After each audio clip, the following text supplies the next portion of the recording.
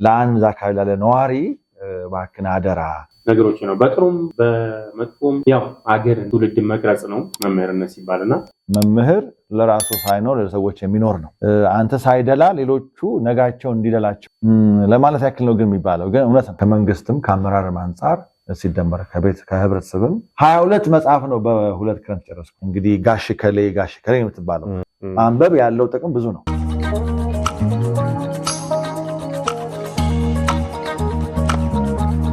ኮምፓስ የተሰኘው ፕሮግራማችን ነው። እንግዲህ የዛሬው እንግዳችን ተወዳጁ መምህር ኤልያስ ጋር የነበረን ቆይታ አሁንም እንደቀጠለ ነው።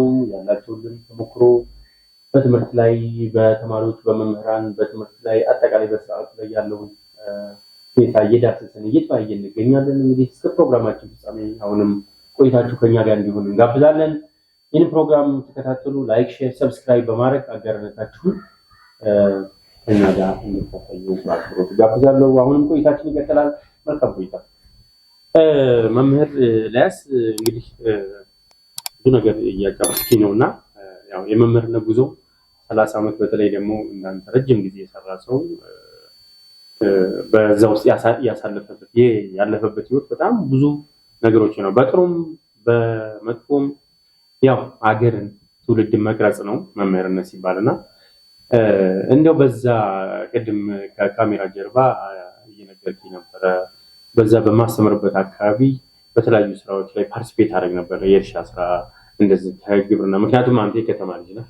እንደዚህ አይነት ነገር ለአንተ ምናልባትም አዲስ ነው ኢንቫይሮንመንት እና አንዳንድ ስራዎችን በወቅቱ 7 ዓመት ስትቆይ አንዳንድ ስራዎችን ጎን ለጎን ሰራ ነበር ምናምን ብለኛል። እሷ ነገር ባጭሩ ምንድነው ያው ተማሪ ሆነን በነገራችን ላይ እርሻ ትምህርት ይባል ነበር። በእኛ ጊዜ የራሱ ክፍለ ጊዜ ያለው በሳምንት አንድ ቀን 2 ቀን አለው እና መደብ ይሰጣል። ሲደመር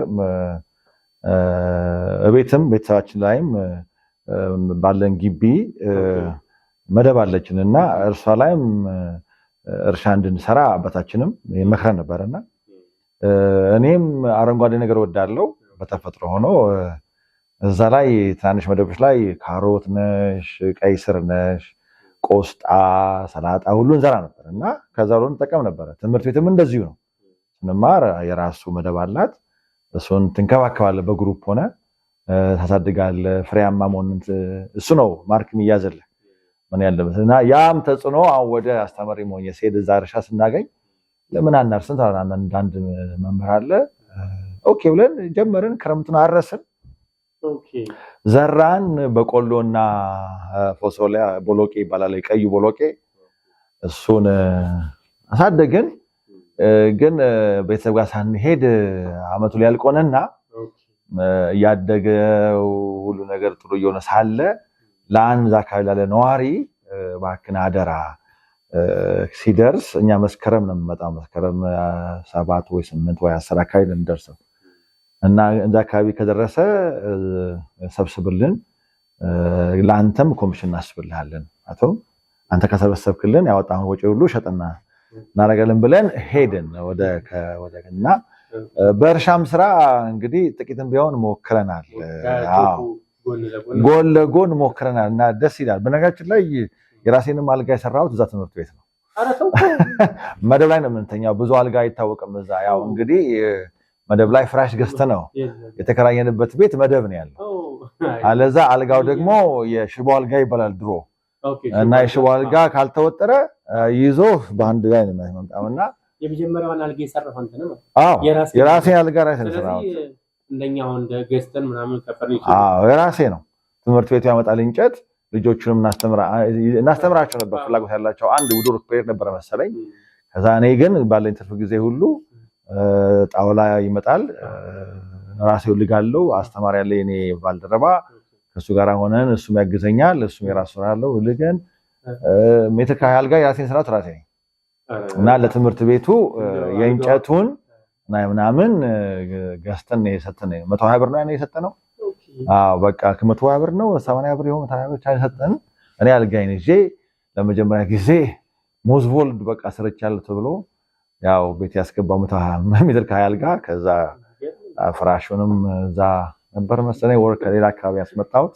ከመደብ ወደ አልጋ ማለት ነው። ከመደብ ወደ አልጋ እና ለውጥ ነው ማለት we enjoy ምንም ከፍቶን አይቀም እና በአሁኑ ዘመን እንዲህ አይነት ቻሌንጅ ውስጥ ሰዎች ያልፋሉ ፈቃደኛ ናቸው በየታሰብ ተጠራጠራለሁ እና መምህርነት እንደዛ አይነት ነገር ያስከፍላል እና ደስ ብሎ ከስታደርገው ግን ደስ ይላል ዋጋ ተከፍሎበታል እና በደንብ በጣም ደስ ይላል እና ከዛ በኋላ እንግዲህ ጉዞ ያው ይቀጥላል ኤክስፒሪየንስ ይሁን ከመጣ ቀጥታ ከዛ 7 አመት ሞያሌ አካባቢ ከቆየ በኋላ ወደ ሌላ ቦታ ነው የተሸጋገርኩት ከዛ በኋላ እንደሆነ እንግዲህ ወደ ዋናው ሐሳባችን ወይ ደግሞ ትኩረት ወደ ምናደርግበት ጉዳይ እና እንደው አሁን ላይ ያው ብዙ ነገሮች አሉ ጊዜው ተቀይሯል እንደምታውቀው ከጊዜውም ከትውልዱም ከቴክኖሎጂውም አንፃርና አሁን ላይ ሲሆን ሲታስበው ምክንያቱም 30 አመት ማለት በጣም ረጅም ጊዜ ነው መምህርነትን እንዴት ነው የምገልጸው መምህርነት ምንድነው እንደው ይሄ የእውቀት አባት ከሚለው ባሻገር እንደው መምህርነትን አሁን ምክንያቱም በደንብ አጣጥምቷል ብዬ አስባለሁ 30 አመት ማለት በጣም ቀላል ጊዜ አይደለም ረጅም ጊዜ ነው በዛ ውስጥ ብዙ ነገሮችን አሳልፋለሁ ብዬ አስባለሁ ፖዚቲቭ ኔጌቲቭ ነገር ያው ህይወት እንደዛ ስለሆነች ማለት ነውና እንደው ምን ተማርክ ከመምህርነት መምህርነትስ ምንድነው መምህርነት የከበረው ሙያ ነው በሚለው መጀመር ደስ ይለኛል እውነት ነው የከበረው ሙያ ነው ግን መምህርነት ሻማ ነው ሻማ የቀለጠ ሌሎች ብርሃን የሚያበራ ነው አሁን ይሄ ለምሳሌ ብዙዎች ይሉታል ለማለት ያክል ነው ግን የሚባለው ግን እውነት ነው መምህር ለራሱ ሳይኖር ለሰዎች የሚኖር ነው አንተ ሳይደላ ሌሎቹ ነጋቸው እንዲደላቸው እንግዲህ መምህርነት እንደ ሻማ ምሳሌ ወሰዳል ሻማ እየቀለጠ ለሌሎች ብርሃን ይሰጣልና መምህርም እንደዛው ነው የራሱን ምቾት ሳያይ የነገ ልጆቹ የተማሪዎች ምቾት የሚያይ ጥሩ ተስፋ እንዲኖራቸው የሚያስብ ከሱ የተሻሉ እንዲሆኑ አድርጎ የሚቀርጽ ነው እኔ ብዙ ጊዜ ማስበው ያኔ ተሰራ ለተማሪዎችም ብላቸው ምንድነው ከኔ የተሻለ ደረጃ የተሻለ ህይወት እንድትኖሩ ነው የምፈልገው እኔን በተለያየ ነገር እንድትበልጡኝ ነው የምፈልገው ላቸዋለሁና እንደውም ከአሜሪካ የመጣ አስተማሪ ነበርና አሜሪካን ሀገር ያሉ መምህራን ያላቸውን በጎ ተጽዕኖ ተማሪዎቻቸው ላይ ይነግረን ነበርና ከነሱ የተሻለ እንዲሆኑ ሁሉ የሚቀርጿቸው ካስተማራቸው ነገር ይልቅ የተሻለ ነገር መርምረው እንዲያገኙ እሱ ከደረሰበት ደረጃ የተሻለ ደረጃ እንዲደርሱ ነው የሚነግሯቸው ይልን ነበርና እኔ ያን ተጽዕኖ ያንን ሐሳብ ወስጄ ነው ተማሪዎች ላይ ዘራ የነበረውና እውነት ለመናገር እኔ ሳይመቸኝ ነው የነሱ ምቾት ማስበው ከተማ አካባቢ ባድግም እንግዲህ እዛ ገጠር ሄጄ ሳገለግል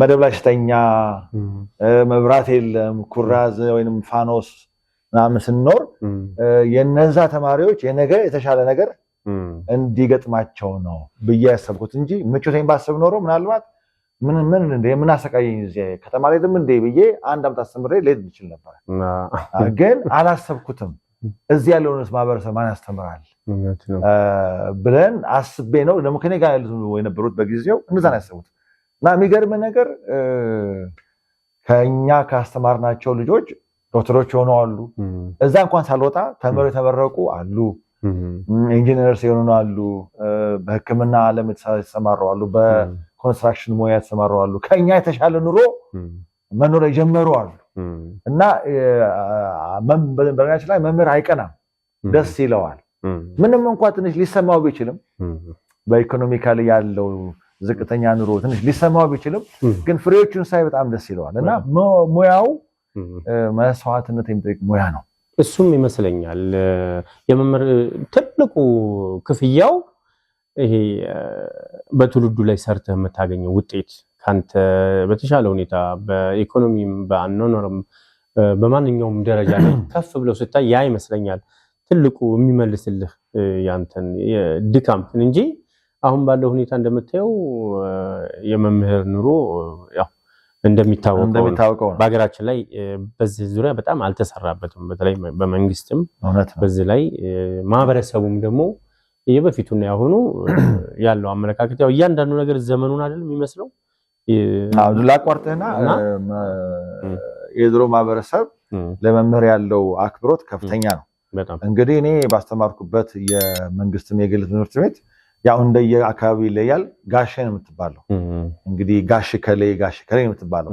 ጋሼ የሚለው እንትን ርዕስ ታይትል ያክብሮት ነው ማለት ታላቆችህን የምትገልጥበት መንገድ ነው አይደለም? ማክበርህን የምትገልጥበት መንገድ ነው። እኩያህን ጋሼ አትለው፣ ካንተ በላይ ያሉትን ጋሼ ነው የምትለው። በእድሜ ይበልጡሃል፣ በተለያየ እውቀት ሊበልጡ ይችላሉ እና ያን አክብሮት ነው ይሰጠን ያደግ ነው። እኛም ጋሼ ተብለን ያደግ ነው። ስንጠራ የነበረው ጋሼ ከሌ ጋሼ ኤልያስ እንባል ወይ ደግሞ ቲቸር ኤልያስ እባላለሁ። አንዳንዴ አንቱ ይሉናል ሳያውቁት። እንግዲህ በዛ በ4 ዓመቴ አካባቢ ከኔ እኩል ነው ተማሪ ያስበኝ ነበርና አንቱ ነው የሚለኝ። አይ አንተ በለኝ ነው አንቱ አልለመድኩም በዛ እድሜና ያለውን የማክበር ነገር ያሳያል። አሁን እንዲህ አይደለም። እንደውም ላቋርጥና እዚህ ጋር ኤልያስ በፊት እኮ ምንድነው በሰርግ ላይ ራሱ የኛ ሙሽራ ዜማውን ይቅርታ አላስታውሰውም፣ ግን ወሰዳት አስተማሪ፣ አገባች አስተማሪ እንደዛ እየተባለ ይዘፈንለት ነበር። ደግሞም ባለቤቷ እኮ አስተማሪ ነው ይባል ነበር። እንዴ ትልቅ የእውቀት አባት እኮ ነው፣ አስተማሪ እኮ ነው። ዝም ብሎ መሰለሽ እንዴ ይባላል። እውነትም ነው፣ የሚያስተምር ነው። አስተማሪ ማለት ሌላው ምሳሌም የሚሆን ነው። በራያችን ላይ ምሳሌ የሚሆን አስተማሪ መሆን አለበት እንጂ ስሙ ብቻ አስተማሪ እኮ እሱ ተምሮ ሌሎችን እሱን የሚመስሉትን ሰዎች የሚያፈራ አስተማሪ ነው። ከሱ ሌሎች የሚወስዱት ነገሮች አሉ። በጎ ተጽዕኖ አለ፣ ያነጋገር በጎነት አለ፣ ያሳሰብ በጎነት አለ፣ ነገር አርቆ የማየት ነገር አለ። ከራስ አልፎ ሌላው መቆረስን አለ። ከራሴ ህይወት መደላደል ይልቅ ለሀገሬ ህዝቤ እንዴት ይሆናል የሚል አለ። እኛ ገጠር ሄደን ስናስተምር ስንሄድ ያንን ህዝብ ይደርሳል። ግዴታ ቢሆንብንም ግን ስትሄድ ደስ ይልሃል፣ ማህበረሰቡም ይቀበልሃል እና ደስ የሚል ከበሬታ ያለው ሙያው የተከበረ ነበረ። እየቆየ ሲመጣ ነው እንግዲህ በጣም እየወረደ ማህበረሰቡም ዝቅ እያደረገው የመንግስትም አስተዋጽኦ እዚህ ላይ በጣም ያነሰ የሆነበት እየመጣውና ይሄ ውድ የሆነ የተከበረ ሙያ ብዙዎች የቀለጡበት እንደ ሻማ ፕሮፌሽን ነው። በጣም ግን ህይወታቸው አንድ ቀንም ተስተካክሎ ተቀይሮ አይተው አታውቅምና እንደውም እንመጣበታለን። አሁን ላይ እኮ ከባድ ሆኗል ትምህርት። ትውልዱ አሁን ስለ ትምህርት ያለው አመለካከት የድሮና ያሁኑን እንደው በዚሁ ጋር ያይዘህ እንድጠቅስልኝ የምፈልገው ነገር ያሁኑ ተማሪና የድሮ እንኳን ባንለው እንደው በእናንተ ዘመን በእናንተ ጊዜ የነበረውንና ያሁኑን የተማሪው ብቻ ሳይሆን የመምህሩንም ከፍላጎት አንፃርም ሊሆን ይችላል፣ ከሙያ ከማህበረሰብ ተጽዕኖ አንፃር ስታየው እንዴት ትገመግመዋለህ? ያሁኑን ተማሪና የድሮውን ተማሪ ለትምህርት ያለው አመለካከት ኢቭን ራሱ መምህሩን ራሱን እዚህ ውስጥ ላይ ማየት እንችላለን። አንዱ ለትምህርት ጥራት መቀነስ ወይ መውደቅ አስተዋጽኦ ያደረገው ራሱ መምህሩ ነው። ወይ ደግሞ በመምህርነት ሙያ ያልሰለጠኑ ሰዎች ይህንን ሙያ መቀላቀላቸው ነው፣ ወይንም ይህንን ፊልድ መቀላቀላቸው ነው። የሰለጠነው በኢንጂነሪንግ ነው፣ በኮንስትራክሽን ነው፣ በሜዲካል ሊሆን ይችላል። ግን ስራ ማጣት ተነሳ ቢጠፋ መምህር አይጠፋም፣ መምህርነት አይጠፋም የሚባልበት ደረጃ ተገብቶ ነው። ቢጠፋ እንግዲህ አስበው እንዲህ ሊባል አይገባም። ባጣ ቆየኝ እንዳልከው ስራ ከምፈታ መምህር ሆኜ ከዛ ሳገኝ ወደ የምፈልገው ሙያ ሄዳለሁ የሚባልበት ደረጃ ገብቶ ብዙ 80% ከሚባሉት ሰዎች ወይም መምህራን በዚህ ህይወት ያለፉ ናቸውና ለትምህርቱ አንዱ መውደቅ ምክንያት እሱ ነው። ምክንያቱም ፍላጎት ከሌለው ሲደመር ደግሞ የማስተማር ስልት ሜቶዶሎጂ ያልተማሩ ከሆነ እንግዲህ ምን ያህል ነው የሚያደርገውን ተጽዕኖ መገመት ይቻላል።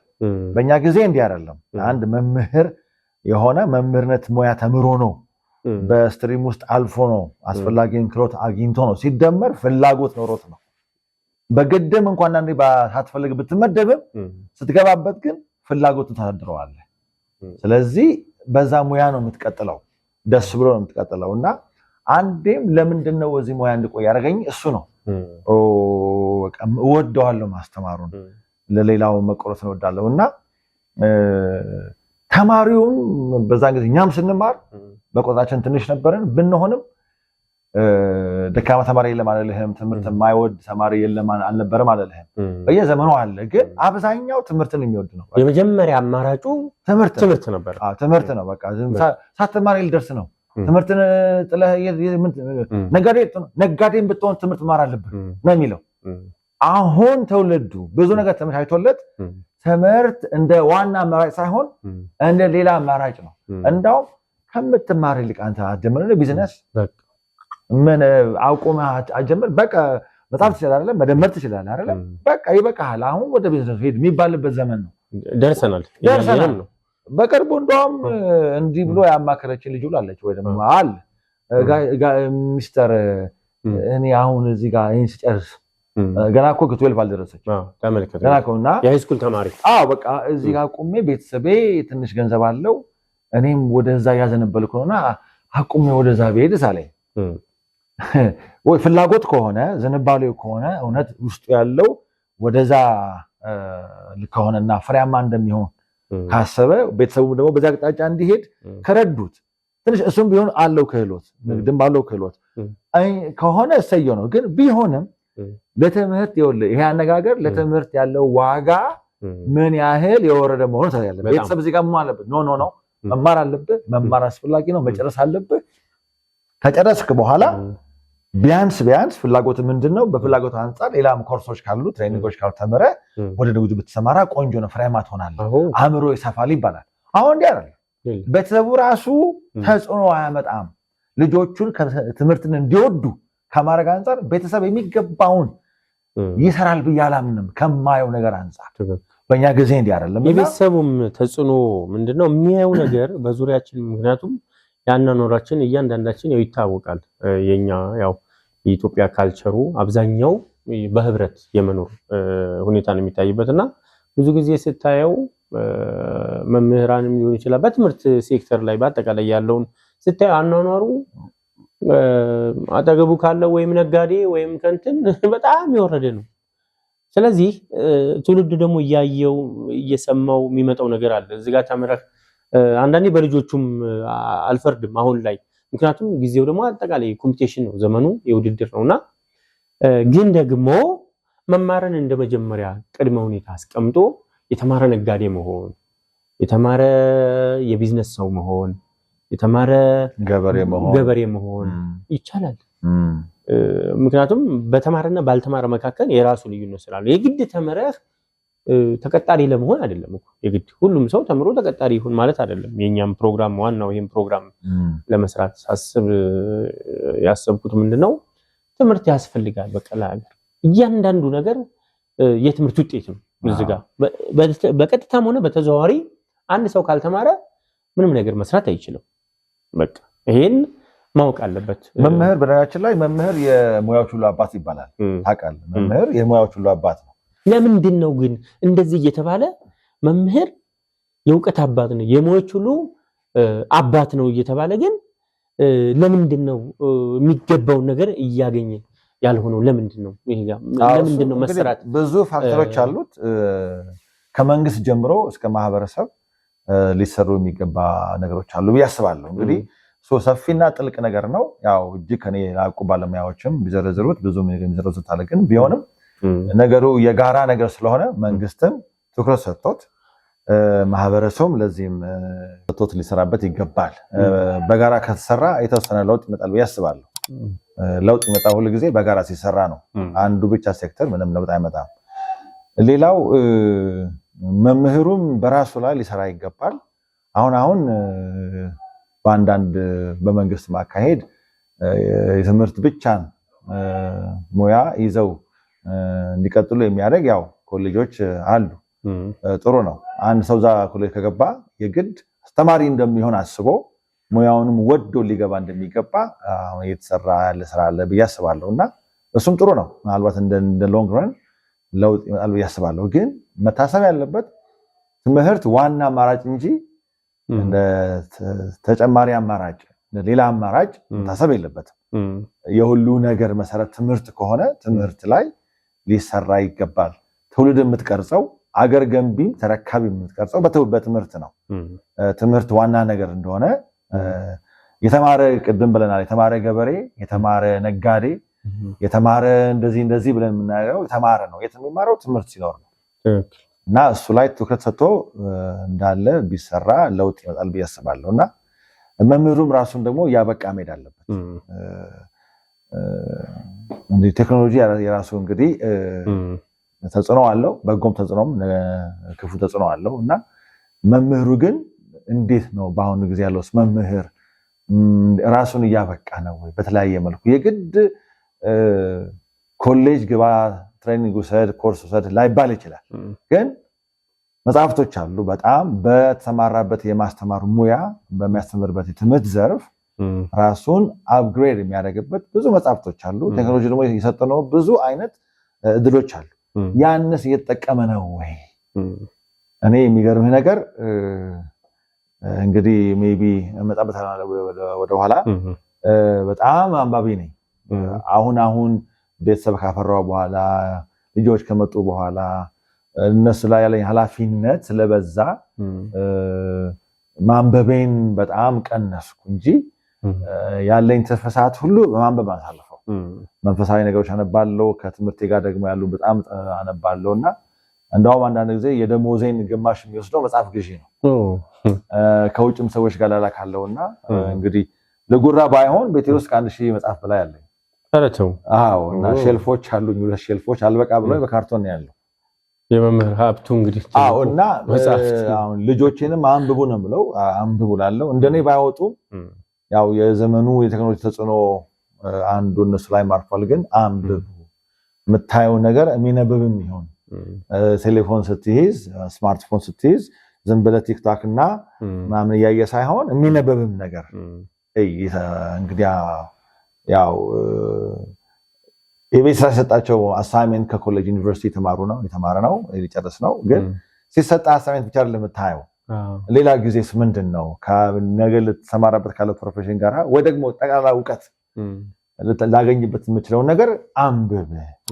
ሃርድ ኮፒ ደግሞ አለ፣ አንብብ ብዬ ሁሉ ጊዜ ለልጆቼ እመክራለሁ። አንብቡ። ማንበብ ነው ማንበብ ሙሉ የሚያደርገው፣ ሙሉ ያደርጋል። እና እኔ በጣም አነባለሁ፣ በጣም አነብ ነበረ፣ በጣም የማይባክን። እና ለዚህ ነው አንዳንድ ጊዜ እኔ ልጃው ጥሩ ጎበዝ አስተማሪ ነኝ ብዬ ራሴ ማድረግ ባልወድም፣ ግን ብዙ ቤተሰብ መጥቶ ያመሰግነኛል፣ ብዙ ተማሪ መጥቶ ያመሰግነኛል። ዩኒቨርሲቲ ኮሌጅ ከጨረሱ በኋላ በእንግሊሽ ሳብጀክት ኤኤን ያመጣ ነው ይሉኛል። ስናቀርብ ፕሬዘንቴሽን ምናምን ስንጽፍ አልቸገርንም ይሉኛል። እና ቴንኪዩ ሚስተር ቴንኪዩ ጋሼ ይሉኛል። እና ይሄን ያህል በጎ ተጽዕኖ አድርጌያለሁ እላለሁ። እንዴ ጋሼ እኛ እኮ ዩኒቨርሲቲ ገብተን እኮ በቋንቋና ያለን ስንጽፍ ምናምን ስናወራ ማን ነው አስተማሪዎች ይሉናል። ሁሉ ጊዜ ሪፈር የምናደርገው አንተ ነው ይሉኛል። እና ብዙዎች መጥተው ይሄም ይመስለኛል የመምህር ትልቁ ይሄን ነገር ሲሰማ ይሄ ካለው ነገር እንደው ከሌላው መቼም እውነት ነው ያው ሀብቱ ያለም እውነት ነው። ያው ማለት እውነት ለመናገር እሱ ነው በቃ እርካታው ያን ይመስለኝ ውጤታማ እሱ ነው በቃ። እና ግን ማንበብ ይጠቀመኝ፣ በጣም ማንበብ ጠቀመኝ። አለዛ ልጆች ሲጠይቁ የምትመልሰው ነገር ካጣህ ሁሉ ታውቃለህ አይደለም፣ ግን በማንበብህ ግን 99 ከመቶ ምላሽ ይኖርሃል። ቢያንስ እንኳን እንዴት እንደምትመልስ ባታውቀው እንኳን ታውቅበታለህ። እና ልጆች ደግሞ አስተማሪያቸውን ሁሉን ያውቃል ብለው ያስባሉ። ተማሪ በተለይ አስተማሪ ሁሉን ያውቃል፣ ብዙ ነገር ያነባል፣ ስለዚህ ያውቃል፣ ከኛ ምን ጠይቀውን ጥያቄ ሁሉ ይመልስልናል ብለው ስለሚጠብቁ ይጠይቀዋል። አንተ ግን እኔ እንጃ ቆይ እስኪ ይሄን አላውቀውም የምትል የምታበዛ ከሆነ የግድ የማታውቀው ነገር መኖር የለበትም አይደለም። የምታበዛ ግን ከሆነ እንዴ ጋሼ ወይም ሚስተር ቲቸር አያነብም እንዴ እሱም እንደኛው ነው እንዴ ነው የሚሉ። ትክክል። እና ኢቭን አስተማሪ ሆነ ደግሞ በተመገኘት አለበት አንተ ከመላክ ማሻገር ወይ መምህር ለካ ለስሙ ነው ወደሚለውም ያመጣቸዋል። እና መምህርም በተቻለ መጠን ራሱን ማብቃት አለበት፣ ያነበበ ራሱን አፕግሬድ ማድረግ አለበት እላለሁ። በጣም ትክክል ነው ያልከው ነገር። አሁን ላይ የሚታየው ያው ቴክኖሎጂ እንዳለ ሆኖ በተለይ ሶሻል ሚዲያው አሁን ላይ በጣም በሰፊው ከመጣ ጀምሮ ያለው የማህበረሰብ ክፍል አጠቃላይ በተለይ ደግሞ ወጣቱን ሙሉ በሙሉ ተቆጣጥሮታል በሚባል ደረጃ ላይ ነው ያለው።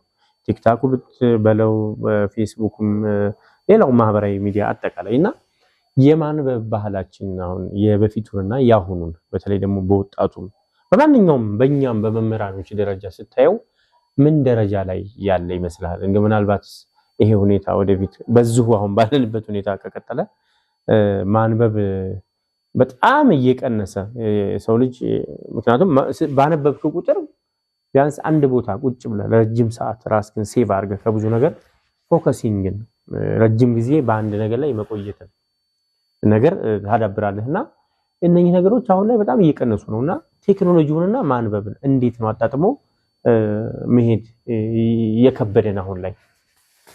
እውነት ነው፣ ተጽዕኖ በጣም አድርጎብናል። አብዛኛው ሰው የሚታይ ነገር ወዳጅ ሆኗል። አጫጭር ነገሮችን ጭምር ማየት የሚወድ ሆኗል።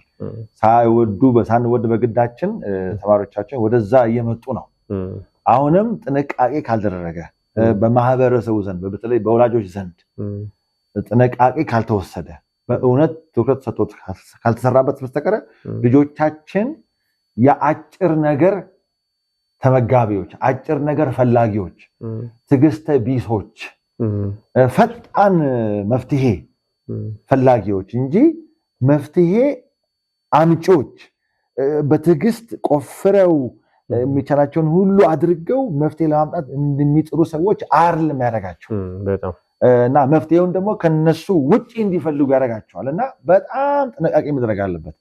ቴክኖሎጂ እንደሚጠቅም ሁሉ በጣም ደግሞ የሚጎዳ ነገር ሆኗል። አሁን እንደውም ሳስበው እየጎዳ ነው የመጣው።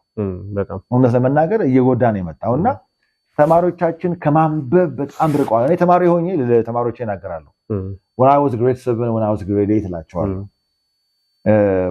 በክረምት ምናነበው መጽሐፍ አለ እና ያ ደግሞ መጽሐፍ ገምግመን ሰመራይዝ አድርገን ለመምህራኖች እናቀርባለን እና በሁለት ክረምት 22 መጽሐፍ ነው ያነበብኩት እና ያን ቮሊዩማቸው እስከ 70 57 ሚል ቮሊዩሞች አላቸውና 22 መጽሐፍ ነው በሁለት ክረምት ጨረስኩት እና ይሄ ነግራቸዋለሁ።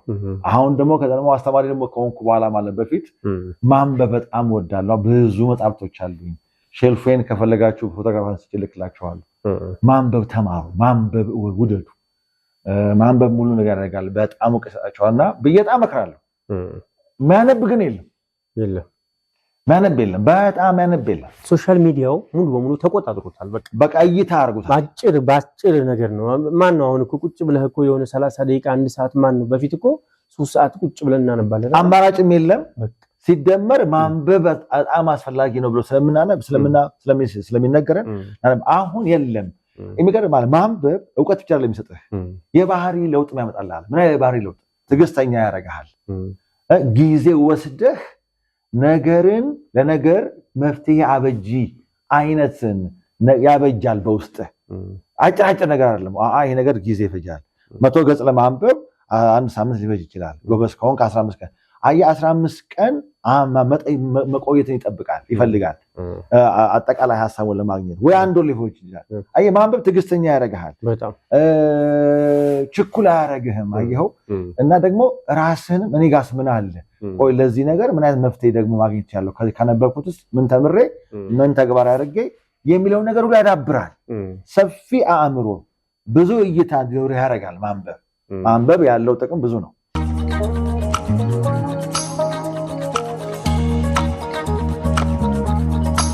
እንግዲህ መምህር ኤልያስ ስለ ማንበብ የነገርከን ሐሳብ በጣም ደስ የሚልና ይበል የሚያሰኝ ነው። ማንበብ ያው ለማንኛውም ሰው የግድ ለተማሪ ለሚማር ሰው ብቻ ሳይሆን ለማንኛውም ማህበረሰብ በጣም ወሳኝ ነገር ነው። ማንበብ ሙሉ ሰው ያደርጋል የተባለውም በዚህ ምክንያት ነውና በተለይ ደግሞ አሁን ላይ ቴክኖሎጂውንና ትምህርቱን በእኩል ባሳለጠ መልኩ ወላጆች፣ መምህራን፣ ተማሪዎች እና የመንግስት አካልም ሊሆን ይችላል የትምህርት ቤት ባለቤቶች አጠቃላይ በትምህርት ላይ ያላቸውን አስተዋጽኦ እና ወደፊት ደግሞ እንዴት መቀጠል እንዳለበት እንዴት ነው ምን መደረግ አለበት ብለህ ታስባለህ? ያው ለትምህርቱ ትኩረት ሰጥተው መቀጠል አለበት። ትምህርት ዋና ነገር ነው፣ ወሳኝም ነገር ነውና ለሁሉም ነገር ለአገር እድገት ብትል፣ ለቤተሰብ ወደ ጥሩ ደረጃ መድረስ ብትል፣ ለለውጥ ብትል፣ ለአእምሮ ለውጥ፣ ለባህሪ ለውጥ፣ ለአእምሮ ስፋት በቃ ትምህርት እንግዲህ የማይነካካው ሴክተር የለም እና ሁሉም ከዛ ስለሚነሳ ከመንግስትም ከአመራርም አንፃር ሲደመር ከህብረተሰብም ከወላጆችም ከቤተሰብ ራሷን ትልቅ ተቋም ስለሆነ ከዛ አንፃር ሁሉም ትኩረት ሰጥተው ቢሰሩበት የተወሰነ ለውጥ ይመጣል ያስባለሁ። ዋና ነገር እንደሆነ እንደ ተጨማሪ ሳይሆን እንደ አማራጭ ሳይሆን ዋና ተብሎ ቢወሰድ ጥሩ ይመጣል። አለበለዚያ የምንፈልገውን ለውጥ በምንፈልገው ሰዓት አናመጣውም። ሌላው ሀገር የበለጠን እኮ ቅድሚያ ለሚሰጠው ቅድሚያ ሰጥቶ ነው እና መስዋዕት ከፍሎ ነው ዋጋ ከፍሎ ነው፣ ዝም ብሎ አይመጣም እና እንደ ሀገርም እንደ ማህበረሰብም እንደ ቤተሰብም ያንን ብናረግ የምንፈልገውን ለውጥ በምንፈልገው ሰዓት እናገኛለን የሚል እምነት አለኝ። ደግሞ ይገኛል። የዓለም አቀፍ ተሞክሮም ይሄን ያሳያል። ስለዚህ ሁሉም ዋጋ ሰጥቶት እንደ ዋና አማራጭ አድርጎ ቢሄድ መልካም ነው እላለሁ። ትምህርት የሁሉም ነገር መጀመሪያ ስለሆነ ማለት ነው። ምንም ውይይት አይገባም። ዋና ነገር ነው። በቃ ዋና ነገር ነው። የተማረ ድሮ እኛ ጊዜ አንተ ገበሬ ይባል ነበር። ያው ያልተማረ እንደማለት ነው። ሙያውን መስደብ ሳይሆን ያልተማረ። አሁን ግን ገበሬ የሚለው ስድብ ሳይሆን እንደውም እኮ ያልተማረ አህያ አይነዳም ይባል ነበር አይደል? እንደዚህ አይነት አባባል አዎ ይመስለኛል። ማለት ኢቭን ፈረስ ላይ ወጣ ወይ ጋሪ ቢኖር አንዳንዱን ካልተማርከው ይዞ ገደል ነው የሚገባው። አቶም ጋሪም ሲገራ እያስተማርከው ነው። ወደ ቀኝም ወደ ግራ እንዴት ታረጉ ገርተው ነው ማለት አስተምረው ነው። ትምህርትም የሰውን አእምሮ መግሪያ ነው እና ብዙ አቅጣጫ እንዲያይ ብዙ እይታ እንዲኖረው ማድረጊያ ነው። ስለዚህ በጣም በጣም ወሳኝ ነገር ስለሆነ እሱ ላይ ትኩረት ምን እንሰራለን።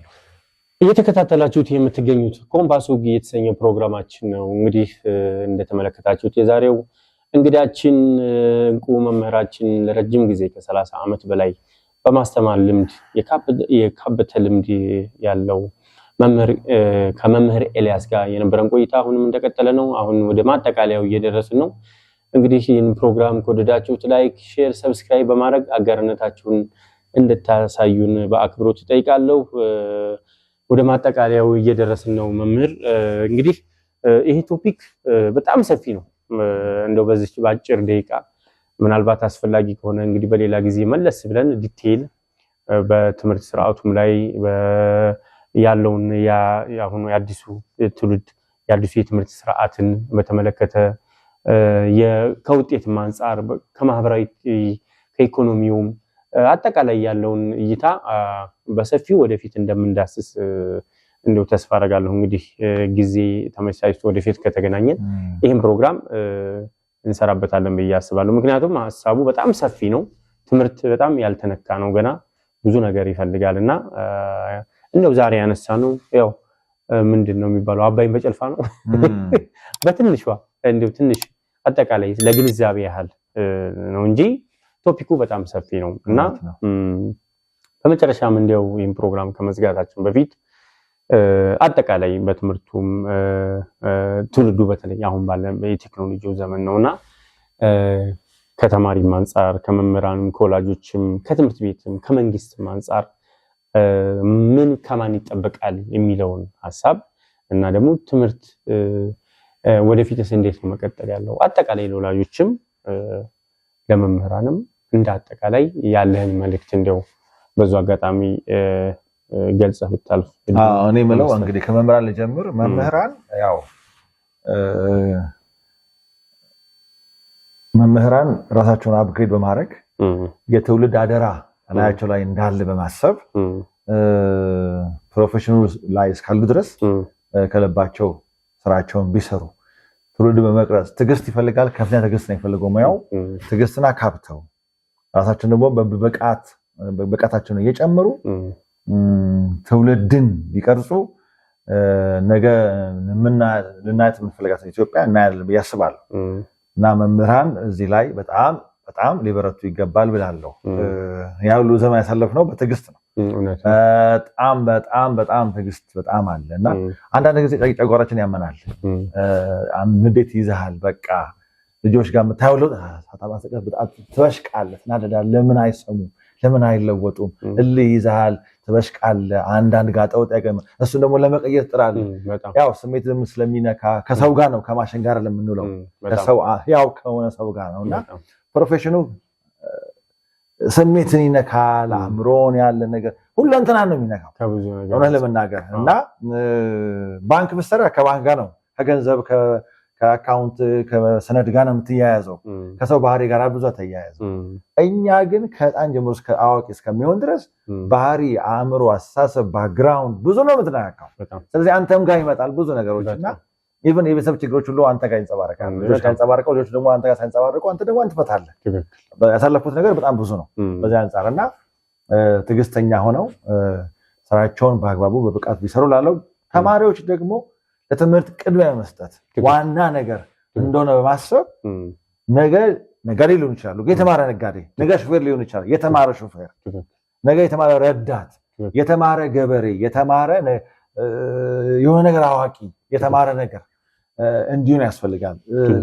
በጣም በዚያ አቅጣጫ ቢሰሩ ላለው ሲደመር ጊዜያቸውን በሚታይ ባጣጭር ነገር ከሚያሳልፉ ጥሩ ሊሆን ይችላል ለመዝናናት፣ ጥሩ ሊሆን ይችላል የተወሰነ ነገር ለማግኘት። አይጠቅምም አይደለም፣ በጣም ይጠቅማል ለመዝናናት ለምናምን። ግን ማንበብ ላይ ደግሞ ባተኩሩ። ብዙ ነገር እጃቸው ላይ ያለ አሁን በጣም ብዙ መጽሐፍቶች ዳውንሎድ መደረግ ይችላሉ እና ሃርድ ኮፒ ደግሞ ይበልጥ ቆንጆ ነው። የሚታየው ነገር ብዙ ከአይን ጋራም ሳይድ ኢፌክት እያመጣ ስለሆነ ስለዚህ ማንበብ ላይ ደግሞ ቢያሳልፉ የተሻለ እውቀት የተሻለ ሰው ሆኖ ብዬ አስባለሁ። ማህበረሰብና ቤተሰብ ደግሞ እንደገና ለዚህ ነገር ትኩረት በመስጠት ወደ የትምህርትን ጥራት ትምህርትን አንደኛ አማራጭ አድርጎ የመያዝን ነገር እንዲመልሱ ፈልጋለሁ። ቤተሰብ በዚህ ነገር ቢሰራ ከልጆቹ ጋር ቁጭ ቢወያይ ጊዜ ቢኖረው ትምህርት አስፈላጊነቱ ዋና አማራጭ እንደሆነ ጠቀሜታውን የነገን ኢትዮጵያ ብቻ አይደለም የነገን ህይወት እንደሚያሳምር ቢወያይ እንደ ማህበረሰብ ደግሞ እንደገና ለዚህም ደግሞ ፕሮፌሽኑ ዋጋ ሰጥቶ አክብሮት ሰጥቶ ማህበረሰቡ እዚህ ላይ ቢሰራ አይ ቲንክ የምንፈልገውን ለውጥ እናመጣለን ያስባለሁ። ግን ሁሉ ነገር ዋጋ ያስከፍላል፣ መስዋዕትነት ይጠይቃል። ስለዚህ ለዛ ነገር ዝግጁ ሆነን ብንሄድ መንግስትም የሚጠበቅበት መንግስት የሚጠበቅበት ነገር በብቃት ሊወጣ ይገባል ብያለሁ እላለሁ። አሁን እንዲያው ነገ በትምህርት ዘርፍ ምክንያቱም ሀገር የምትቆመው በትምህርት ነው። በጣም በትምህርት ነው። መሀይምነት ለማንም አልጠቀመም። በነበርንበት ዘመን አንድ ሞቶ ነበር።